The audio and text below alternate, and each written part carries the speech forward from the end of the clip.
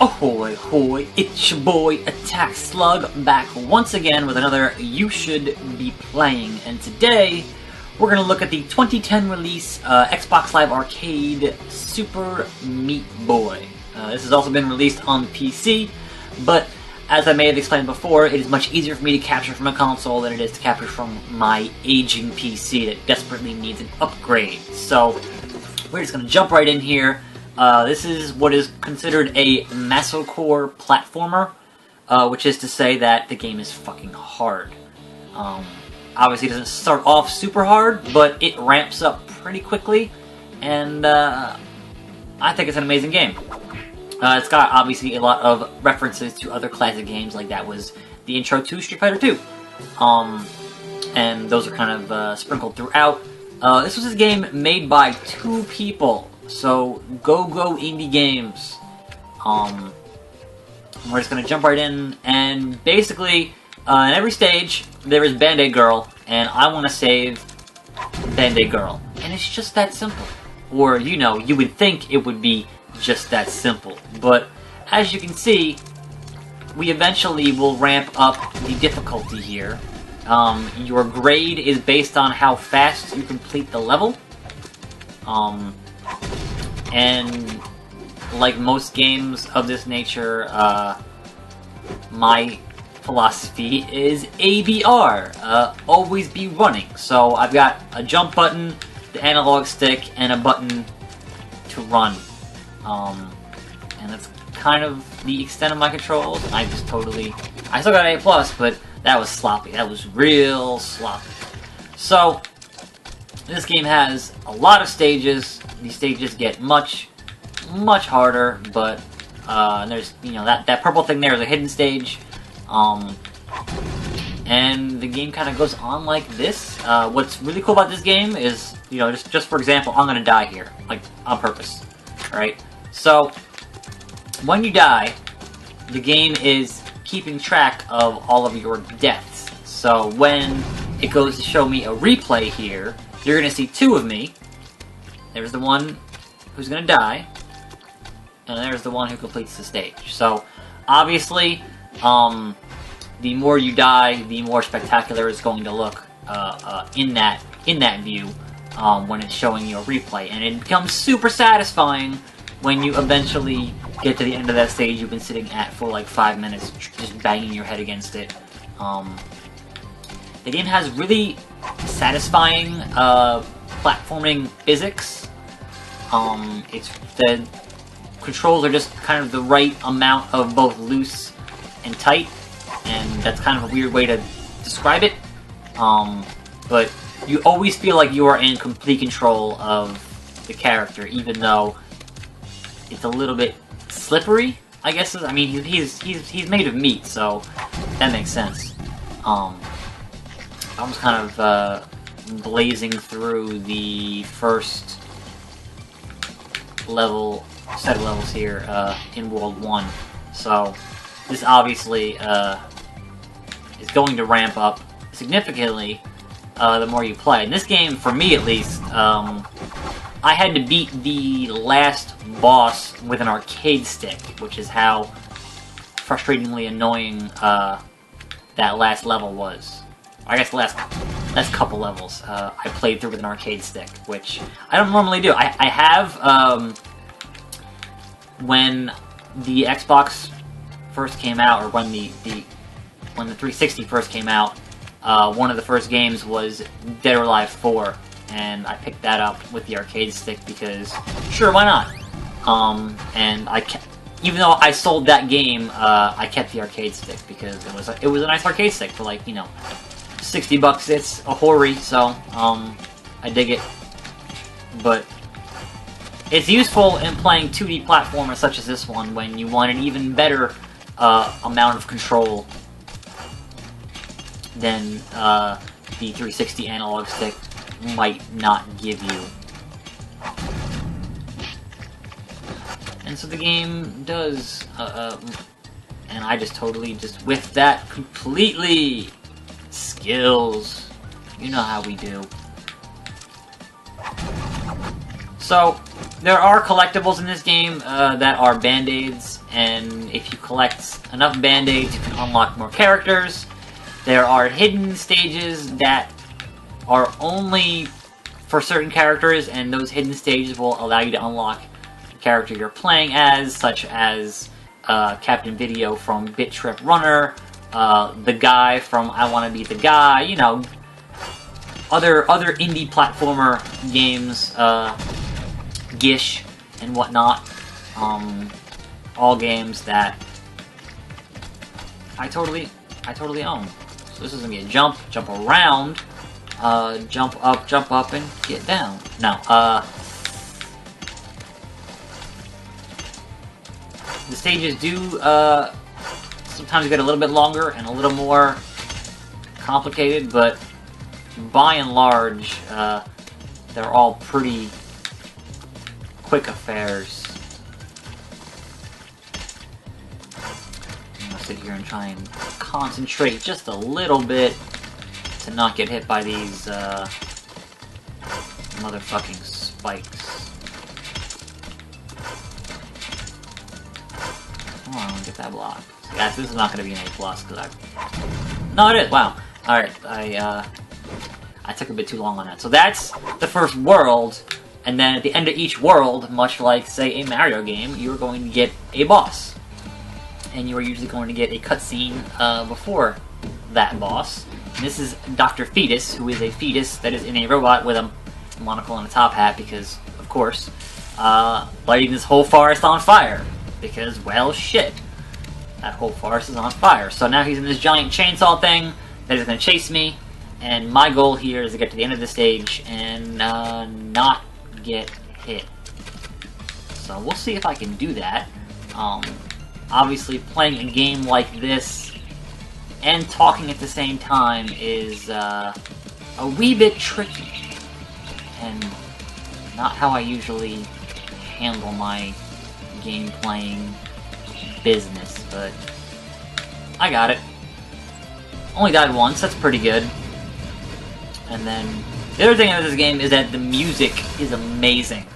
It's just this really well done amalgamation of both chiptunes and just electric guitar and just crazy off-the-wall shit. And it's kind of awesome. I really enjoyed the soundtrack of this game. So obviously, you're not going to rescue Band-Aid Girl in the first world because it wouldn't be much of a game if you did. We're going to skip the rest of this cutscene because it's a bit long. So, obviously, if I back out here, Chapter 2, and the Salt Factory, and then Hell, and then the Rapture, and then the End. Cotton Alley's a unlockable deal. The internets are downloadable stages that were 2010, 2011, 2012. They added more stages to the game. It's my understanding that obviously on the PC side there's a lot more of that because, you know, it's PC side. But let me actually show you what the hidden stuff would look like. So we're gonna skip this cutscene again. Going to the forest. Yeah, there is a number of internet meme humor here, and obviously, at this point, a lot of it's pretty dated, but... Alright, so the warp zones all follow a certain, like, 8-bit or 16-bit aesthetic, where it looks like, you know, a Super Nintendo game. There's some of them that are like a Game Boy game, and the thing with the warp zones is you only get 3 lives. So, you are really just being tested here on your actual platforming skill to complete these. And man, does it get... These get really hard. I'm pretty sure I have not actually beaten that many of these because they are kind of ridiculous. Like this one...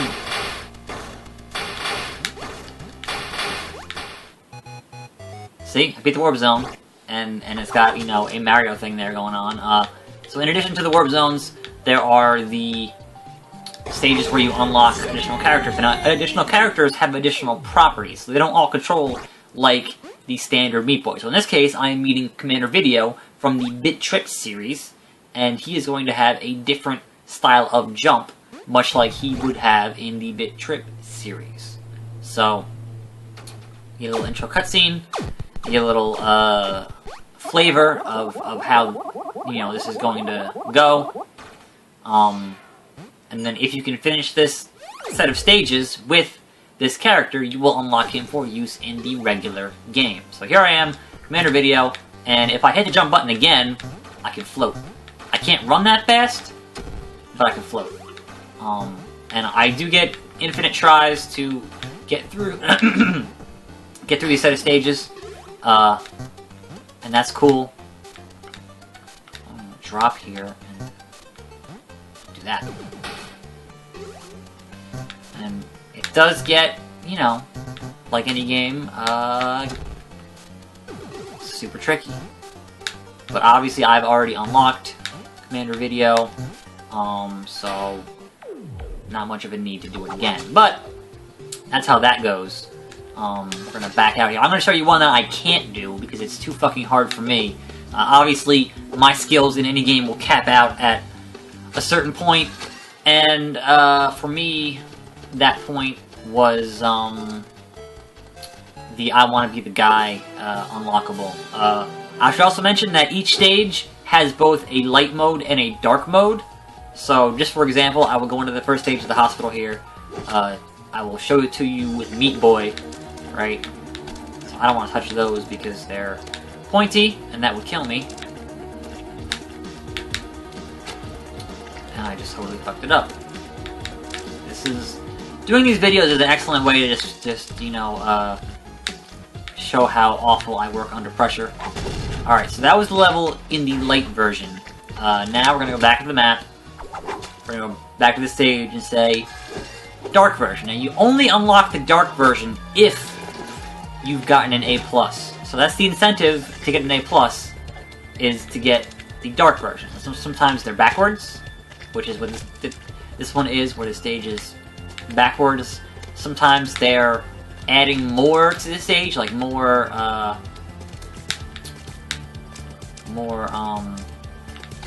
blades, that kind of thing. So I'm gonna actually go back to the very first stage and show you how that would look. So before we even get to the part where I cannot finish the I Want to Be the Guy nonsense, we're gonna show you how this effectively would look in action in, so you've already seen stage 1-1, you've already seen how simplistic it is, right? So, if you go to the Dark World version of this stage, I get flipped off, I choose Meat Boy once again, and so here, obviously, you know, those things weren't here before, and now we're in the, you know, we gotta avoid those and not get fucked up, and, obviously this is, you know, the same, you've already seen these stages, but now there's all kinds of extra buzzsaws to avoid. So that's how the Light World, Dark World stuff works. Now I'm gonna go back to the map, and we'll show you one more thing, and then we'll end this video. So we'll back out here, and give you an idea of how difficult this game can get. I had to actually recall, I didn't look at this before I started this video, obviously, because I have a tendency to do that, and not... Alright, let's see if it's this one. Nope, that's Gish. 3? Is it Salt Factory? Yeah. So obviously, you don't want salt. Salt's bad. That's a warp zone, alright. I know I have it in here, I just can't seem to recall where I left it. Ninja Gaiden was the reference there. We're not going to sit here and watch the whole thing, and it's not here. I want to say maybe it was in a Dark World was where the... I'm blanking on where... Mega Man 2. I'm blanking on where the actual... Maybe this one right here. Yep, the guy. Alright, so this I've never actually finished this, and there is certainly no way I'm going to be able to finish this on video, because that'd be crazy. But I will give you an idea of the kind of insanity this game thinks that people should be able to play, because this is why it is a Massive 4 platformer. Now, I want to be the guy. See this? Look at this shit. Look at this shit. Now, his special is a double jump, so I can double jump here, and I've beaten this stage, but there are 2 more after this, and I want to say it's the 3rd one that I've never actually been able to beat.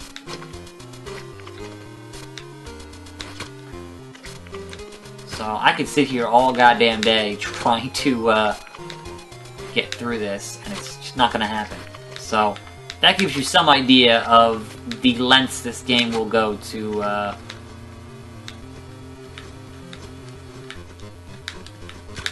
nope. Alright, I'm just not even gonna... I'm not even going to. So, that was Super Meat Boy, and if you haven't already played it, it is certainly a game you should be playing. This is Attack Slug, and I will see you next time on You Should Be Playing. I'm out.